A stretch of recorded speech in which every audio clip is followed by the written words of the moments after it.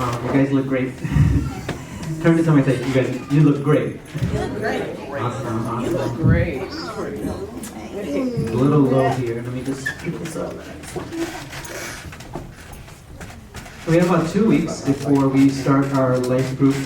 And the way even our life groups are structured is that we teach what we're going to be learning during the week on Sunday. And so you're going to get double teaching, right? So Sunday you'll get a speaker speaking about the content that you're going to be actually learning during the week as well. And so these 2 weeks we're going to be independent sermons. And so today, how many of you have a child that's going back to school this week? Anybody? Or grandchildren?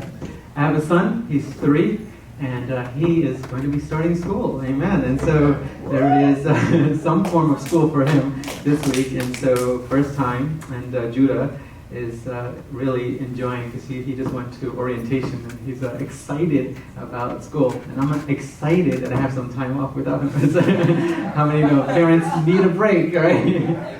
Amen. But today, I am thinking about 8,000 students from Mount Vernon going back to school this week, or the 1.1 million students in New York City that are going back to school. They are the largest school district in the U.S. But think about how many of us, how many of you have been to school? Everybody, right? Pretty much everybody. And how many are still in school? Right? I have to give up to some of you who, like Brother Matt, who's PhD. School is like never ends. But many of us have great memories about our school, right? Thinking about teachers and experiences, but there are even things that maybe there's a fog, that you don't remember, your third grade teacher, or you don't remember what you learned. But I remember there were certain teachers that impacted my life. How many of you had a teacher that impacted your life? That you could remember that one teacher stood out. Like they said something or they did something that made your experience of learning different. And so I remember this one teacher that stood out to me. He was an electronics teacher. So I went to Saunders Trade and Technical High School in Yonkers, and I was taking up electronics. And so I had a teacher. He was like this tall, skinny, elderly man, and he was very interactive with the class. And I loved him because he had jokes all the time, and he would just keep us awake. How many know sometimes you need a teacher that keeps you awake? And so he also had a habit of throwing things, and he would throw chalk actually at you if you find yourself sleeping, or that you were talking, or you were distracted. Now, how many know that's a lawsuit today, right? But he also gave candy away.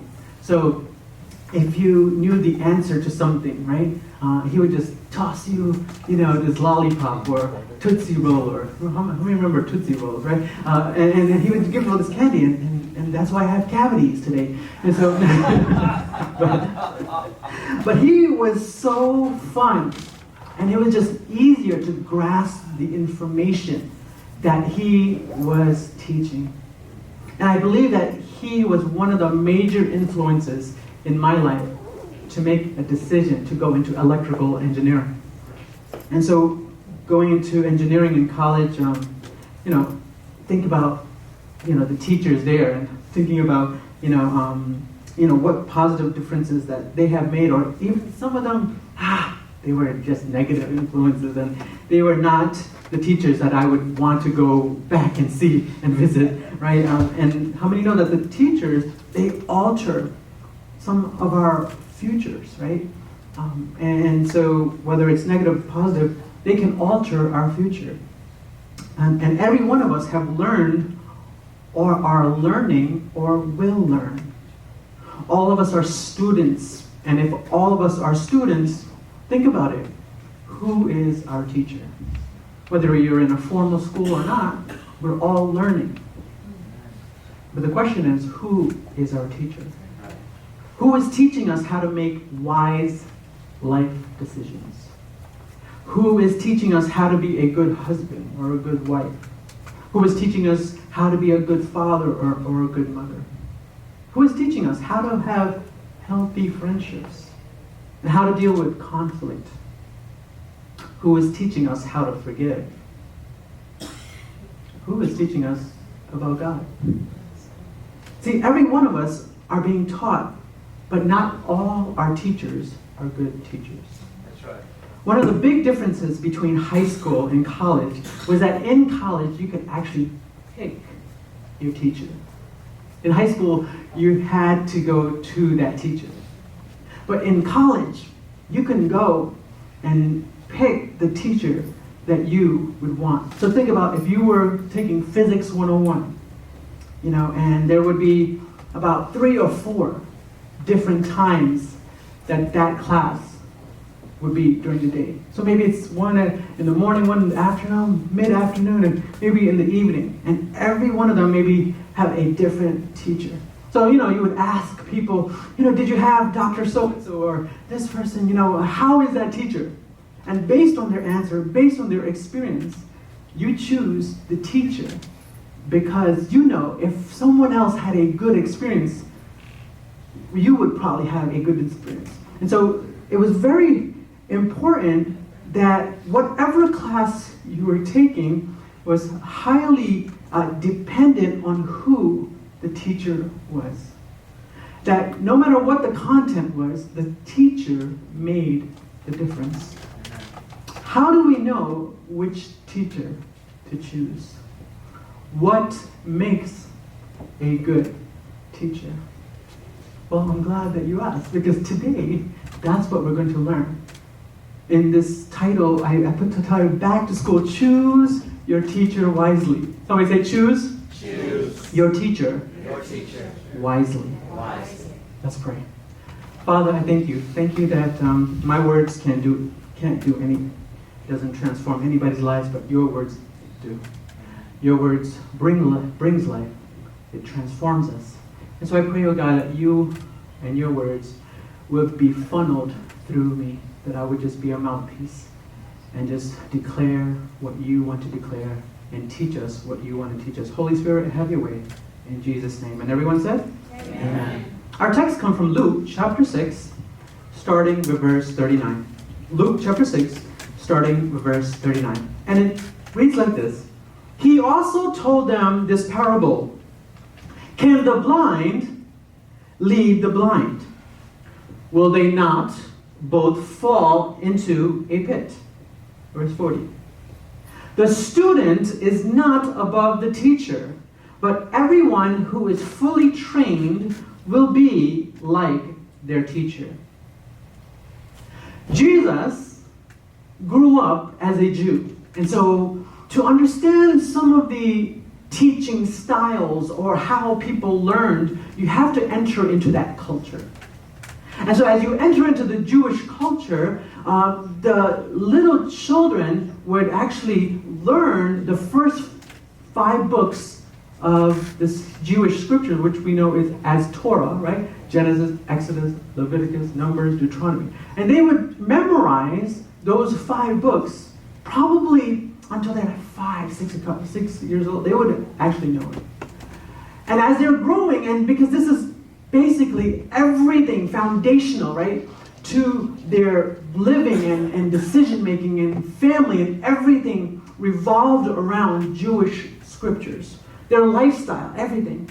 And so by the time they're about 15 years old, they become this disciple, or this student, and they can actually choose a rabbi, right? And a rabbi is just a teacher, right? So just like you were in college, you can choose your teacher. So based on who they wanted to choose, all right, and the rabbi actually has to approve and say, okay, I'll take you on as a student, because they've been observing some of these students, observing their learning and disciplines, and And so it was up to the rabbi to say yes or no. And some students were rejected because the rabbi knew that his job was to make the student like him. And if that student didn't have the potential, or he just saw that that was not possible for this student, he wouldn't put himself out there. So the rabbi here is Jesus. So Jesus comes to a place where he's learning, he is growing in his learning, in his understanding, his wisdom. He gets to a place where he becomes a rabbi. People recognize Jesus as rabbi. They started calling him teacher. And here we see in this, the background of what's going on here is that Jesus chooses 12 students, 12 Jewish men to say, I'm going to make you like me. Follow me, and you'll be like me. So the rabbis were sought after by students to be their disciples. And when you think about here, the rabbi had some form of confidence in the student. Jesus says, you didn't choose me, I chose you. Amen. What was it about these 12 men that Jesus chose them? They were fishermen, they were tax collectors, they were folks who were just regular people. But Jesus chose them. So it was an honor for the 12. It was an honor for all of them to say, hey, wow, Jesus picked me. You remember that movie where the donkey says, pick me, pick me, pick me. What was that? Shrek. Right? And as they hear, you have the donkey, pick me, pick me, pick me. And I'm thinking about, right, sometimes in the Jewish culture where some of the students say, hey, pick me, pick me. I want to be your student.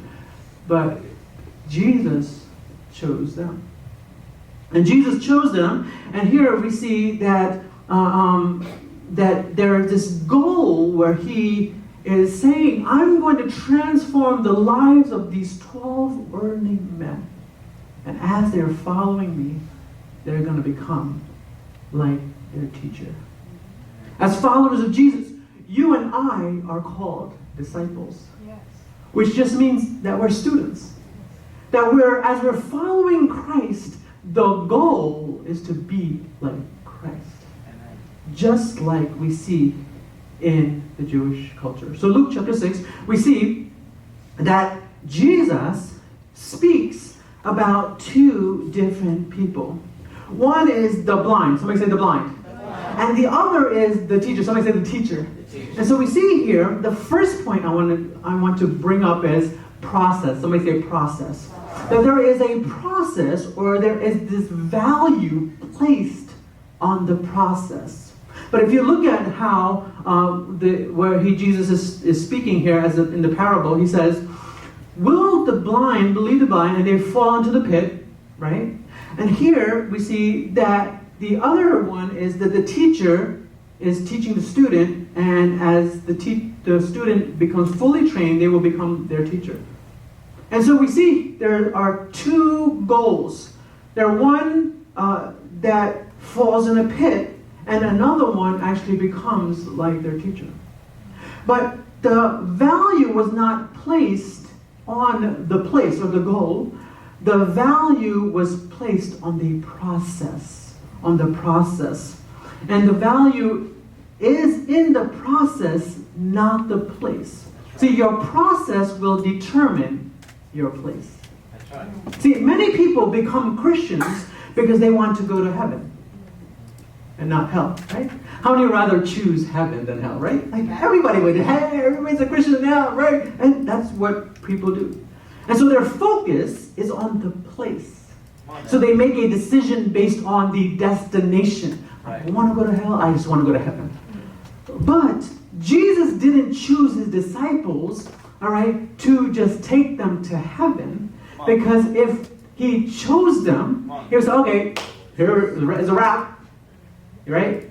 Die, or I'm going to take you to heaven, right? Or, we, go ahead and have that sinner's prayer, and, we get saved, and God says, okay, just come to heaven now. That's it, right? But that's not the goal. See, if salvation was just to get us to heaven, we would just be saved, die, and go to heaven. But that's not what a disciple of Jesus focuses on. A disciple values the process. So we see here that in that verse it says that the student, when he's fully trained. How many ever had some training for your job, right? Some form of training. It took some time, right? So it's not like, hey, we have training at 12 o'clock and at 12:01, here's your certificate, right? No, you had to go through some learning. You had to go through some courses. You had to get some form of training. And so it says that when they were fully trained, right? And it just shows that the process changes who you are to who you want to be. All right? Write that down, right? The process is taking who you are to who you want to be. Your process will determine your place. So when you're thinking about the place or the destination of where I want to end up, that is not the focus, because if I'm valuing the process, I will end up at the goal. That's right. That's right. And so process takes time. It requires patience. Somebody say patience, right? I remember in April, I go to turn on my microwave, and it's not working. I'm like, wait, 1 minute, and it's not working. And so the microwave actually blew out, right? And so Nisha and I, my wife, it's like, should we go get another microwave, fix this, or no microwave? So we decided not to have a microwave. So for 4 months, I don't have a microwave, right? So how are we heating up our food? The oven, the toaster oven, and the stove, right? But that takes time. There's a greater process to now heating and cooking our food. But see, most of us are used to the microwave process, where things happen in a minute or in 2 minutes, and ding, there goes our food. We're going to consume it. But if you had to go back to the oven, go back to the stove, here you are now waiting, all right, and here you are waiting, and there's a process, a longer process, to get to where you need to get to. So discipleship is not microwave mentality. It's more about the stove and the oven, and it takes patience, and it takes process, and it takes time to get to where you're going to need to go. That's right. Come on now. So, when Jesus chooses his disciples, in Matthew chapter 16, verse 24, he says, "Whoever wants to be my disciple must" what? "Deny themselves, take up their cross, and follow me." That's just not a one occurrence or a one-day occurrence, but it's a daily occurrence. Paul says, "I crucify myself every day." Amen. Meaning that, hey, there goes that old man again, there goes that flesh again, rising up from the dead. Hey, I gotta crucify, they gotta put that to death every single day. It's a process. Amen. Discipleship is a process every single day. What happens if we don't go through the process? Well, you become someone who falls in a pit. Come on. If you don't go through the process, you don't become like the teacher. And if you escape the process, you become like the blind. And here you are. How many of you ever say, man, how did I get here? Right? Like you wake up one morning and say, financial debt. How did I get here? And you wake up one morning and say, my marriage. How did we get here? Like, that didn't just happen overnight. Right. And so what we're seeing here, a lot of us can't believe even who we are today. We look in the mirror and we don't even like who we are. We don't like our character. We don't like what we say and do. We don't like our attitude. But there is a process to become like the teacher. Let's say this together. Your process, will determine your place. Let's make it personal. My process will determine my place. Okay, let's go to number 2. Somebody say pride. All right, so look at here what Jesus says.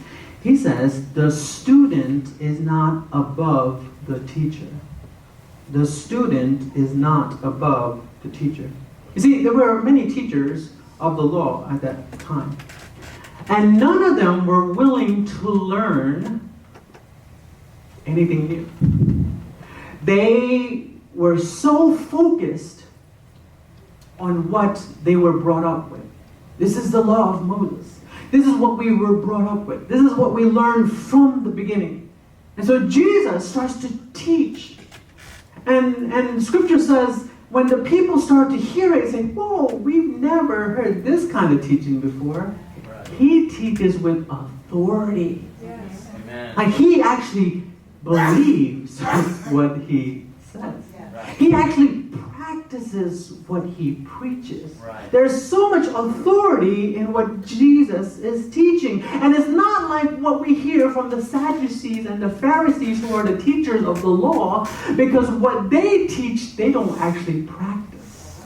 Come on now. And so we see here, all right, that they were not willing to be a student because they never recognized Jesus as the teacher. That's right. You can never be a student if you never recognize Jesus as the teacher. That's right. So if you are the teacher and you feel like you can't learn anymore, if you feel like I know everything about the Bible, you talk about Jesus, I know Jesus, I know that church stuff, I know that preaching stuff, I know how to sing, I know all of that. Why do I even have to go to church? Why do I even read the Bible and pray? I've done it. My grandmother did it. I grew up in church. I've done it. That's that. Let's go move on. Right? And that's so many of our mentalities, right? And if you have that kind of mentality, there is pride, all right? And when you're proud, all right, you cannot humble yourself to learn from someone else. So Jesus had to call them out, you hypocrites. You whitewashed tombs, the ones that have who may be clean on the outside but dirty on the inside. And see, pride blinds us from seeing the pit we're about to fall in. See, pride comes before the fall. Fall doesn't come before the pride. You don't just fall, you fall as a result of pride, which has blinded you to the teacher, and so you allow other blind people, people who are full of themselves, full of pride, to lead you, and both you fall in the pit.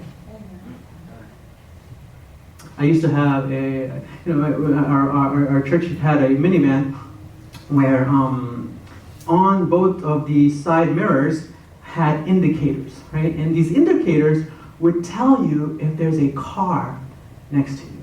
How many have that on your car? Right? These little maybe orange color indicators, and they go on because they are reminding you, do not, all right, go to the next lane because there's a car next to you.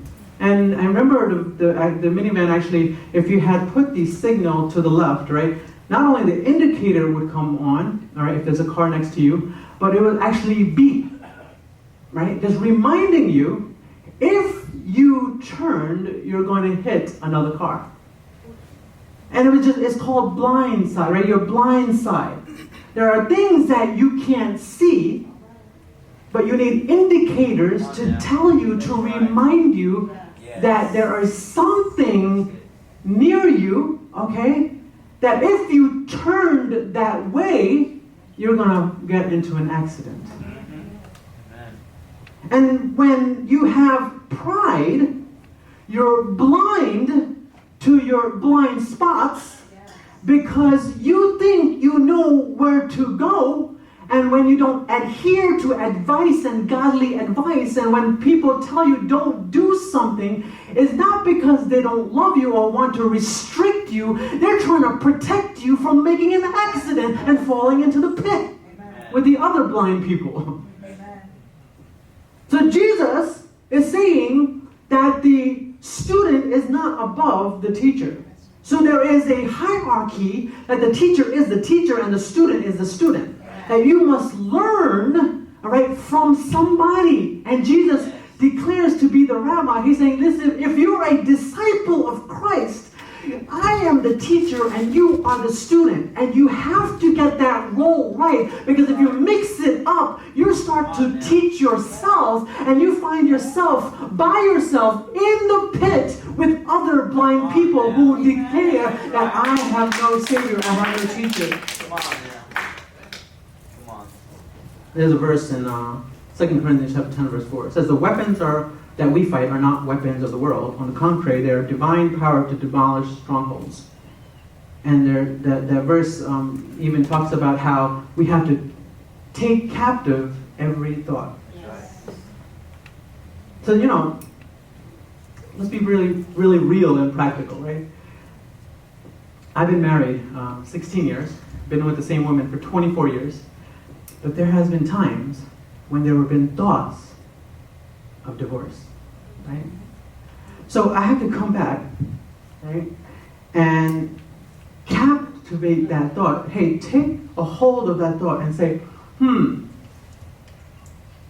does this thought, all right, is that what the teacher teaches, right? Because if I don't, because it says to submit every thought under the supremacy or under Christ.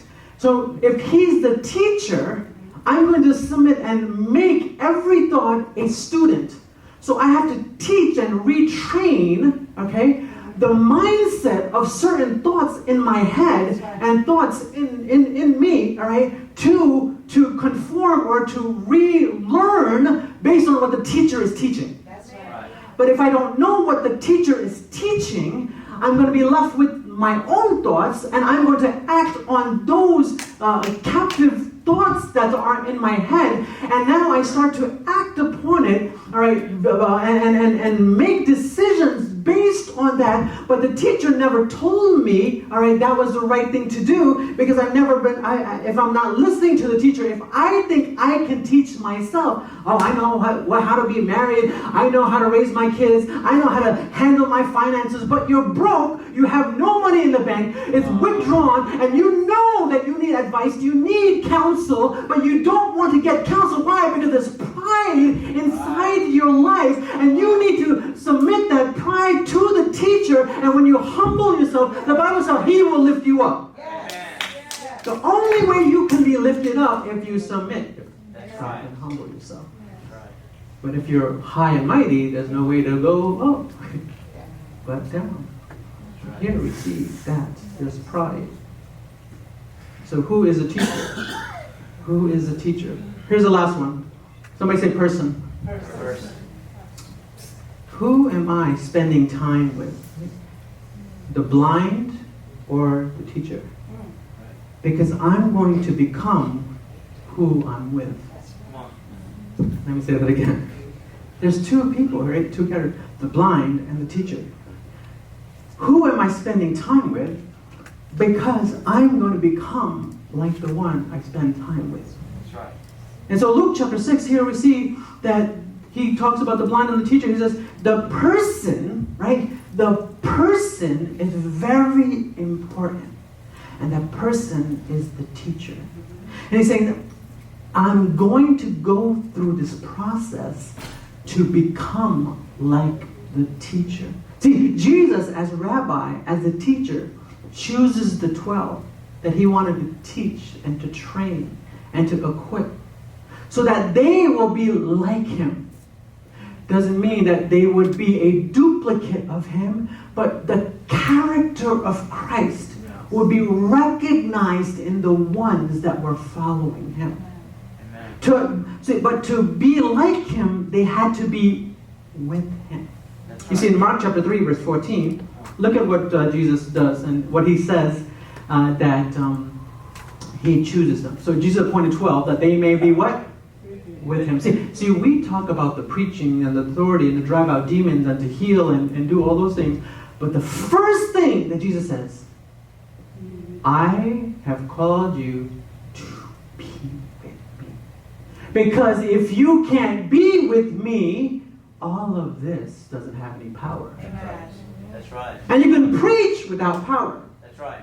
And you can do things without power. But when you're with me, you'll see how I act and my character. Yes. Because I rather have character, Yes. all right, than just doing miracles. Come on now. Amen. Somebody says that you can have all the gifts, and the gifts can take you to the top, but character will keep you there. That's Amen. right. Come on now. How many people That's right. so gifted, and here they are climbing up the ladder, and they're all the way at the top, but their character made them fall. That's right. But character takes time. Yes. That's right. Character takes time. That's right. And he says, I am calling you to be with me. Look at John chapter 14, verse 3. He says, as this is when Jesus is leaving, right? He's leaving his disciples, and disciples are discouraged. But he's saying, listen, I'm going to prepare a place for you. And I will come back for you and take you. Here's what he says. To be with me, that you also may be where I am.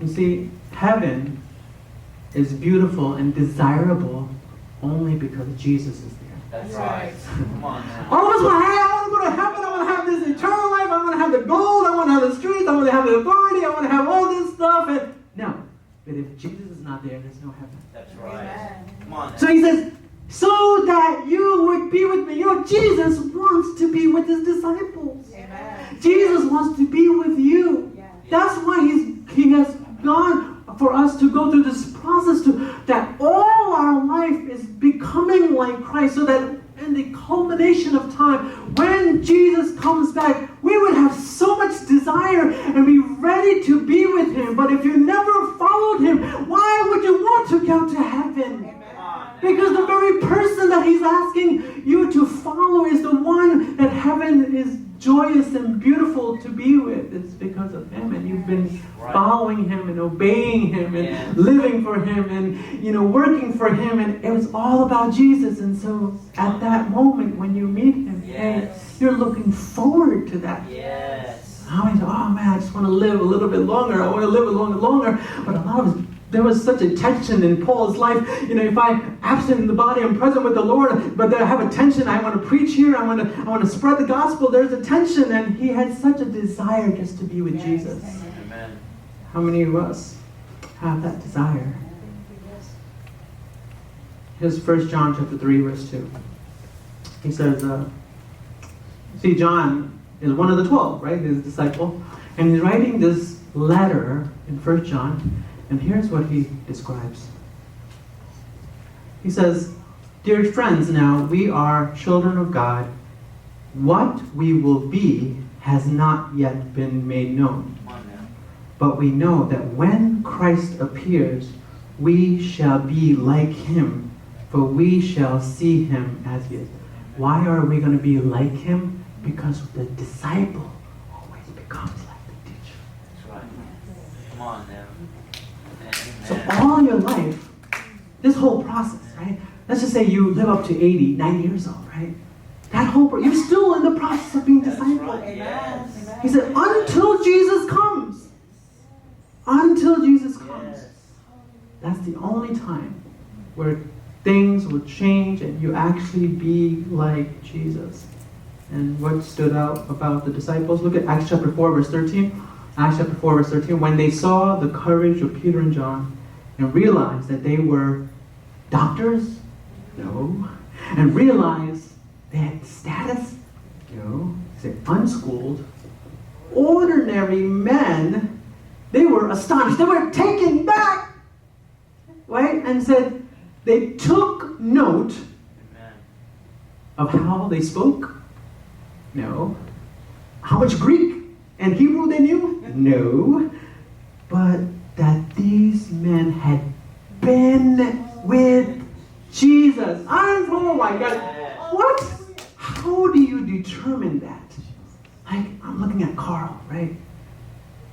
can I talk about Carl? I can talk about what his appearance looks like, right? And you know, and how tall he is and all those things, right? All the great things that I see from the external. But how do you determine somebody's been with Jesus? Carl, you've been with your mother. Like, how do I know that? Like, Nisha and I have been married, and one of the things that we start to do is have the same mannerisms.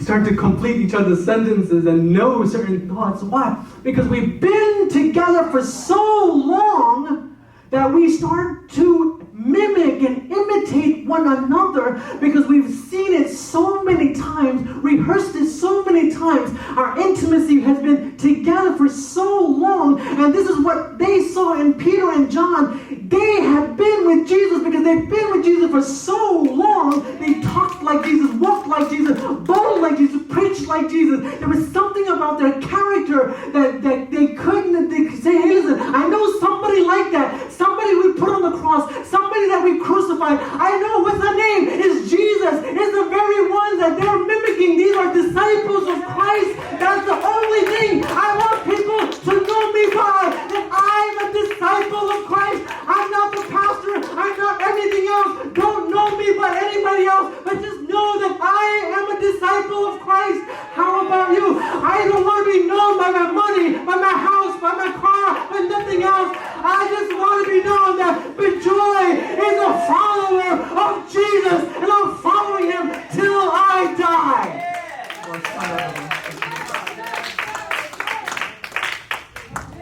Because he's the teacher and I'm the student. But there are times when I'm prideful and I fall. And this is what Paul says, right? In Romans chapter 7. Oh, what a struggle. Wretched man that I am. When I want to do good, I do bad. When I want to do bad, I know all this struggle within me. He says, what is going to happen? Like, who's going to save me from this struggle? He goes back to a person. He doesn't talk about how smart he is because, he was a Pharisee and he had a lot of education. Like, nothing was going to break the bondage of the struggle between his flesh and the spirit but Jesus Christ. He says, thanks be to God that Jesus Christ has set me free. And what I couldn't do, he already did on the cross. Let's all stand.